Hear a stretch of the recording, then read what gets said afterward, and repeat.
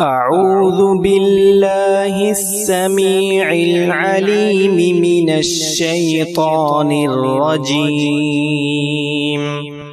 من همزه ونفخه ونفثه. بسم الله الرحمن الرحيم. قل أوحي إلي أنه استمع نفر من الجن فقالوا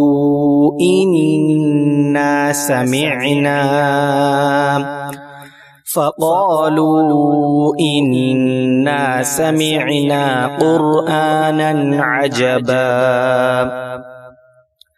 يهدي إلى الرشد فآمنا به ولن نشرك بربنا أحدا وأنه تعالى جد ربنا ما اتخذ صاحبة ولا ولدا وأنه كان يقول سفيهنا على الله شططا وأنا ظننا أن لن تقول الإنس والجن على الله كذبا وأنه كان رجال من الإنس يعوذون برجال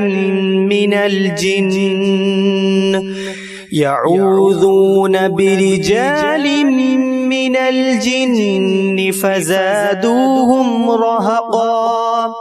وأنهم ظنوا كما ظننتم أن لن يبعث الله أحدا وأنا لمسنا السماء فوجدناها ملئت حرسا شديدا وشهبا وأنا كنا نقعد منها مقاعد للسمع فمن يستمع الآن يجد له شهابا رصدا وأنا لا ندري أشر أريد بمن في الأرض أم أراد بهم ربهم رشدا وأنا منا الصالحون ومنا دون ذلك كنا طرائق قددا وأنا ظننا أن لن نعجز الله في الأرض ولن نعجزه هربا وأنا لما سمعنا الهدى آمنا به فمن يؤمن بربه فلا يخاف بخسا ولا رهقا وأنا منا المسلمون ومنا القاسطون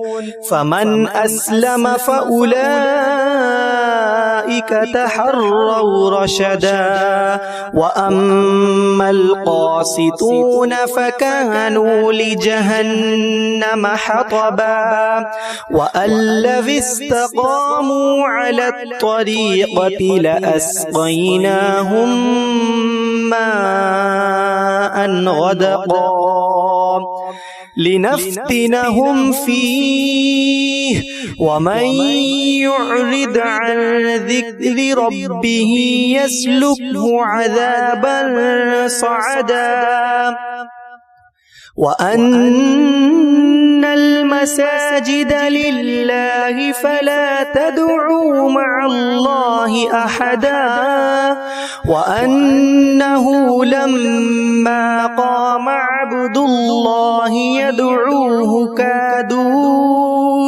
يدعوه كادوا يكونون عليه لبدا قل إنما أدعو ربي ولا أشرك به أحدا قل إني لا أملك لكم ضرا ولا رشدا قل إني لن يجيرني من الله أحد ولن أجد من دونه ملتحدا إلا بلاغا من الله ورسالاته ومن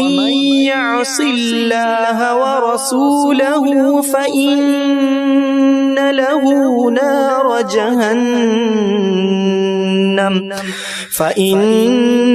له نار جهنم خالدين فيها أبدا حتى إذا رأوا ما يوعدون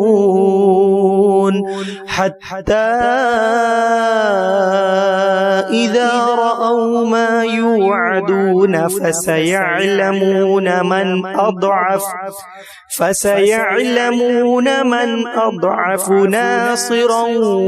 وأقل عددا قل إن أدري أقريب ما توعدون أم يجعل له ربي أمدا عالم الغيب فلا يظهر على غيبه أحدا إلا من ارتضى من رسول فإنه يسلك من بين